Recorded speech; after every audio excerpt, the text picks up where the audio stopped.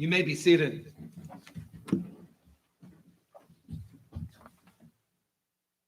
Shabbat Shalom, everyone. So glad we're all together.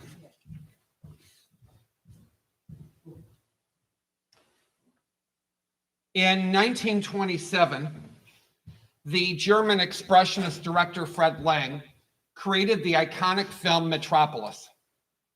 In Lang's black and white masterpiece, industrialists ruled over a million-acre city from skyscraping towers while lowly workers toiled below.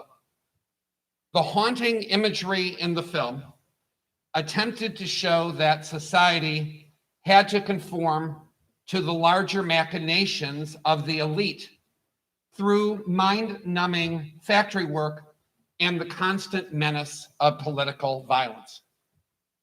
While the film is celebrated as a triumph of expression today, and while it's Fritz Lang, and Stephen and I love Fritz Lang,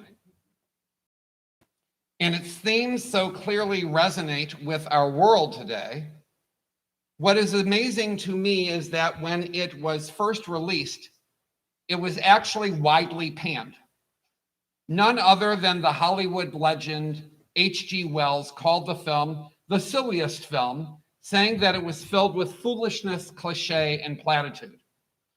The core criticism against Metropolis was that machines are good, not bad, and mechanical reproduction frees the human spirit, not to trap it in drudgery. Wells and others liked conformity and mechanics because they brought comfort and ease. You don't have to think so much when everything was already given to you, made of cheap, perfectly regulated replicas. In the 20th century, it was not just machines that inspired conformity and simplicity. It was everywhere. If you went to a farm, you would see that only single, perfectly repeated crops were grown in perfect rows, in systems called monocropping. If you moved to a neighborhood, you would find a single-story, perfectly replicated and prefabricated home to move into. If you went to a fast food restaurant, it didn't matter that you were in St. Louis or somewhere else. McDonald's Big Macs looked, felt, and tasted the same. Not just because they had to, but because that's what consumers were led to believe they wanted. Social psychologists, and I think especially of Muzaffar Sharif, have showed us that there exists a deep part of ourselves that needs to conform, because conformity soothes, it sanctions, it makes us feel as if we are part of a greater thing, whether it's a knitting club or a book club, a country, a sports team, or a culture. In that sense, conformity can bring us to a sort of transcendence, going beyond ourselves to something a bit bigger. Predictability, simplicity, conformity. The problem of conformity is that it creates in-groups and out-groups. And this is true of all systems, be they recreational or spiritual.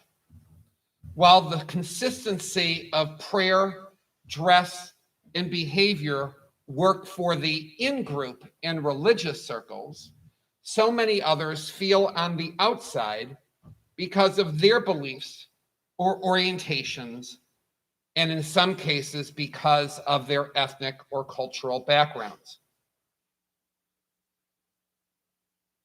It is hard to build a truly big tent. I've spoken with countless people who don't feel they have a home in a synagogue or church because the spiritual spark inside of them is not ignited by what they experience from their religious tradition.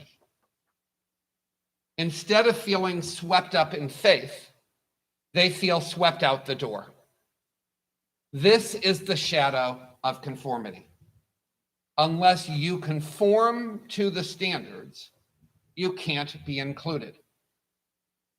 We are guilty, all of us, at times, of giving over to conformity. And when we do overly much, we may not realize that we probably have shut other people out. God, on the other hand, unlike many of us, does not need and does not like conformity. Over and over again in the Torah, we find God trying to teach humanity that moral standards are important, but religious conformity, not so much.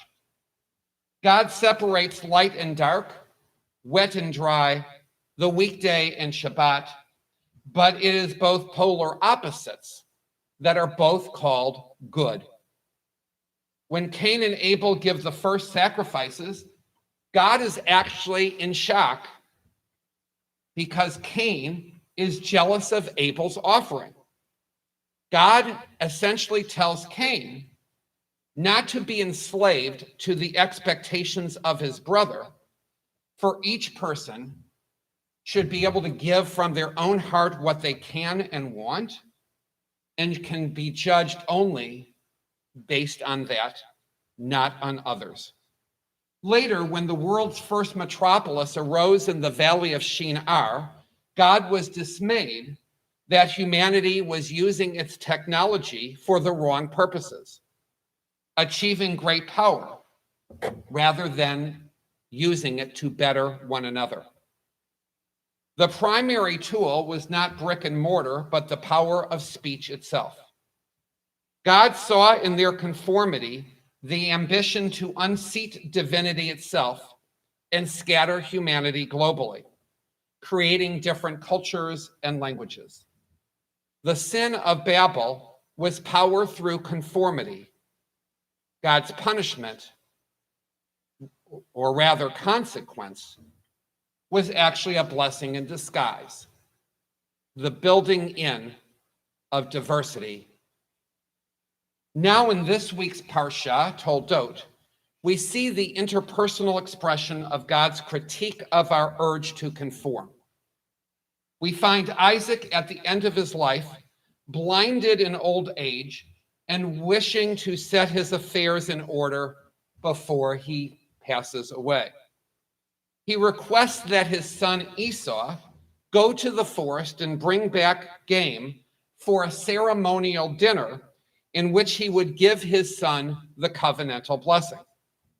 At the request of Rebekah, Jacob, the younger of the brothers, cooks a meal for Isaac and places the hides of a sheep on his arms in order to steal the blessing of his father. Poetically, the Torah makes Jacob conform to the physicality of Esau. That could happen except for one thing he couldn't do: change his voice. In fact, Isaac states, Hakol kol yadav v'hayadayim yedei Esav.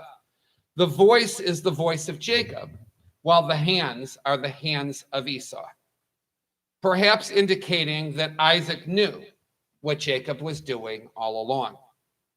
When Esau returns, he too prepares a meal and brings it to Isaac. And when it is discovered that Jacob had tricked his father, the Torah brings us to an incredibly sacred moment.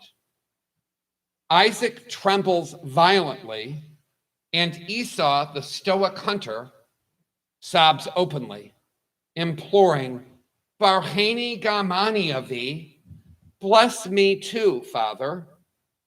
And now Isaac could have simply responded to Esau, no, I can't. Like God with Cain, Isaac finds recompense by pushing the veil of blessing outward. And in the very last act of his life, Isaac gives the crushed Esau a beautiful blessing as well. and one tailored and fit for his lifestyle as a hunter and outdoorsman. When it comes to blessings and moments of the sacred, conformity simply does not work. It is entirely human, but entirely short-sighted to think that everyone is created inevitably to conform to a mechanistic view of the world. The highest expression of God's will is your own expression of your deepest, most authentic self. And Isaac embodies this by his willingness to recognize that each of his sons needs something different from their father. And this father was willing to listen to God's voice flowing through him to give blessings, not to one, but to both children. For a man who is blind, it seems that Isaac sees very, very well.